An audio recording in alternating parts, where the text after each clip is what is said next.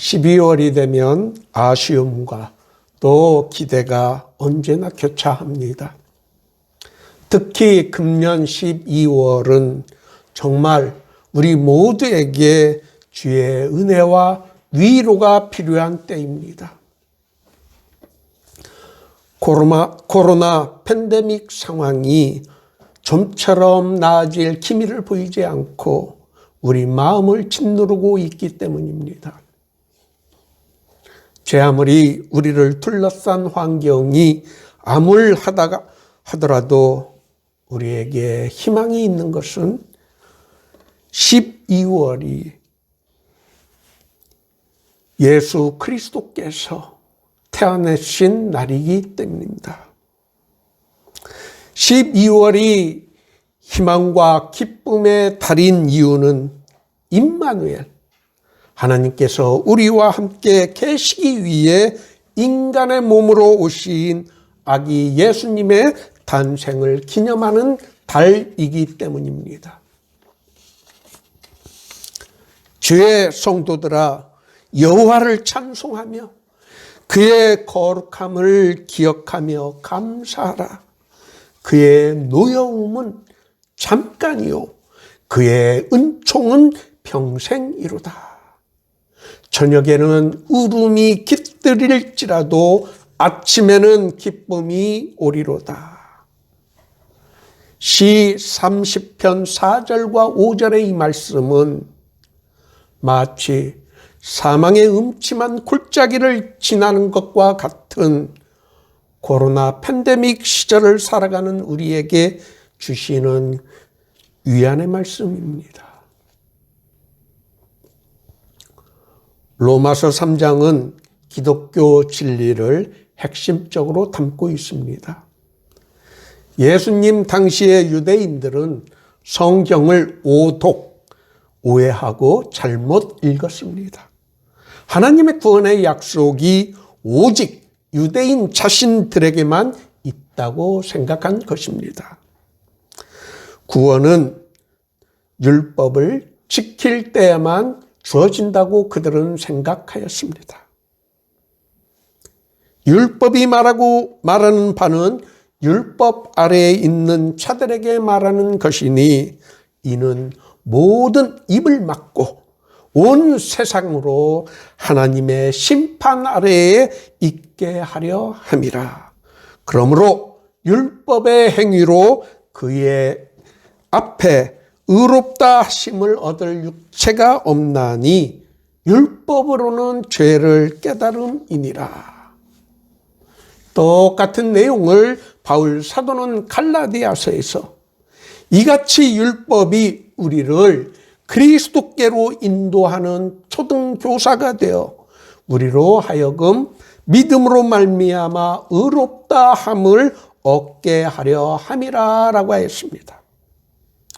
율법의 기능을 우리를 그리스도 예수께로 이끄는 것이라고 하였고 예수 그리스도를 믿음으로만 우리는 구원을 받을 수 있다는 기독교의 핵심 진리, 하나님의 구원 계획이 분명하게 설명되어 있습니다. 오늘 우리가 함께 읽은 본문 로마서 3장 21절과 22절은 이 핵심 진리와 연결되는 놀라운 선언입니다. 하나님의 구원 계획인 복음에는 하나님의 하나님께서 아브라함에게 약속하신 땅의 모든 족속이 너로 말미암아 복을 얻을 것임이라 라는 것을 끝까지 지키시기 위한 하나님의 신실하심을 나타내는 것입니다. 땅의 모든 족속이라는 표현은 유대인만이 아닌 이방인 모두가 포함됩니다. 하나님께서는 이방인인 우리에게도 구원을 주시겠다는 약속을 이미 아브라함에게 하신 것입니다. 그래서 우리는 혈통적으로는 아무런 상관이 없는 아브라함을 믿음의 조상이라고 부르는 것입니다. 하나님의 이 놀라운 약속의 실천인 복음에는 차별이 없다고 바울 사도는 선언하고 있습니다. 바울 사도는 이 핵심적 진리를 곧 예수 그리스도를 믿음으로 말미암아 모든 믿는 자에게 미치는 하나님의 의미, 차별이 없느니라. 우리는 이 말씀을 허투루 들어서는 안 됩니다. 하나님의 의, 구원을 해 주시겠다는 하나님의 약속인 복음에는 차별이 있어서는 안 된다는 것입니다. 12월 성탄절을 맞이하여 우리가 성탄을 축하하기 위해서는 복음의 핵심, 하나님의 의, 하나님의 약속의 의미가 무엇인지를 확실히 깨달아야 합니다. 이번 주부터 크리스마스까지 성탄절을 준비하면서라는 제목으로 복음의 가르침을 함께 공부하도록 하겠습니다. 며칠 전에 북한 선교를 하시는 목사님을 만났습니다. 그분 말씀을 듣고 정말 놀란 것이 있습니다. 배고픔을 피해 자유를 찾아 북한을 탈출하여 우리 대한민국에 온 북한 동포, 우리가 쉽게 탈북민이라고 부르는 우리의 형제 자매들이 우리나라를 떠나 외국으로 많이 나간다는 것입니다. 그 이유는 우리 사회에 보이지 않는 차별 때문이라는 소식에 정말 깜짝 놀랐습니다. 우리 사회가 얼마나 배타적인 사회인지는 우리 자신은 잘 모릅니다. 우리보다 조금 못 사는 나라에서 온 외국인들이 우리 사회에서 겪고 있는 어려움과 차별은 말도 할 수 없다고 합니다. 저는 우리 모두의 교회, 영어로 우리 모두의 교회의 이름인 All Right Church의 필리핀에서 오신 형제 자매들이 우리와 함께 신앙생활하고 있다는 것에 정말 감사하고 이들의 신앙을 제가 아는 다른 목사님들에게 늘 자랑합니다. 이분들이 알게 모르게 많은 차별을 겪고 있다는 점에 늘 마음이 아픕니다. 우리 사회의 인종이나 국적 그리고 피부색에 따른 차별이 사라지기를 기도해야 하고 이를 극복하기 위해 노력을 해야 합니다.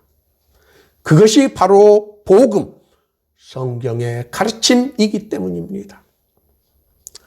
성경 곳곳에는 차별하지 말 것을 가르치는 구절들이 있습니다.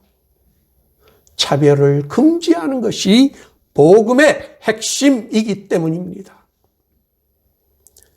그리스도인들이 예수를 믿고 그를 따른다고 하면서 우리 안에 남아있는 차별을 걷어내지 않는다면 그것은 심각한 범죄입니다. 골로새서 3장 11절에서 거기에는 헬라인이나 유대인이나 할레파나 무할레파나 야만인이나 스구디아인이나 종이나 자유인이 차별이 있을 수 없나니 오직 그리스도는 만유시요 만유 안에 계시니라 라고 선언하고 있습니다. 또 다른 놀라운 선언인 너희는 유대인이나 헬라인이나 종이나 자유인이나 남자나 여자나 다 그리스도 예수 안에서 하나이니라. 지금도 실천하고 있지 못하는 이 차별을 2000년 전에 이런 선언을 할 수 있었다는 것이 기독교가 얼마나 믿을 만한 종교인지를 우리들에게 잘 가르쳐 줍니다. 야고보 사도는 정말 무서운 경고의 말씀을 하셨습니다. 야고보서 2장 9절에서 만일 너희가 사람을 차별하여 대하면 죄를 짓는 것이니 율법이 너희를 범법자로 정죄하리라. 북한을 탈출한 우리의 형제 자매들이 우리 사회에서 차별 없이 우리와 함께 어울릴 수 있게 해야 합니다. 1년 전에 신림동에 40대 엄마와 5살 배기 아들이 굶어 죽었다는 뉴스는 우리를 부끄럽게 만들고 정말 슬피 울게 만들었습니다. 그 뉴스를 보도한 기사의 제목은 배고파 찾은 한국에서 굶어 죽은 탈북 모자였습니다. 우리를 정말 한없이 부끄럽게 만드는 일이었습니다. 이 일은 특히 그리스도인들과 교회들을 하나님 앞에서 할 말 없도록 만드는 사건이었습니다.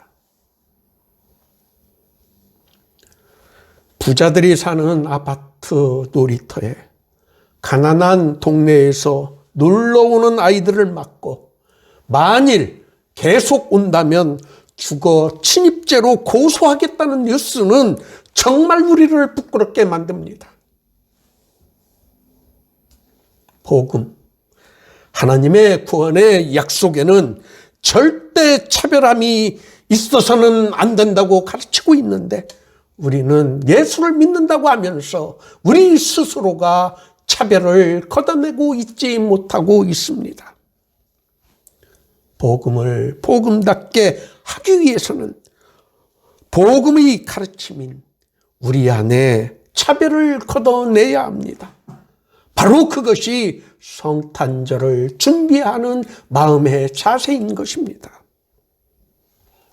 오늘 모두의 교회 예배에 참석하신 여러분 모두가 복음에 합당한 생활, 우리 안에 차별을 없애는 일에 노력할 수 있기를 예수님의 이름으로 축원합니다. 아멘.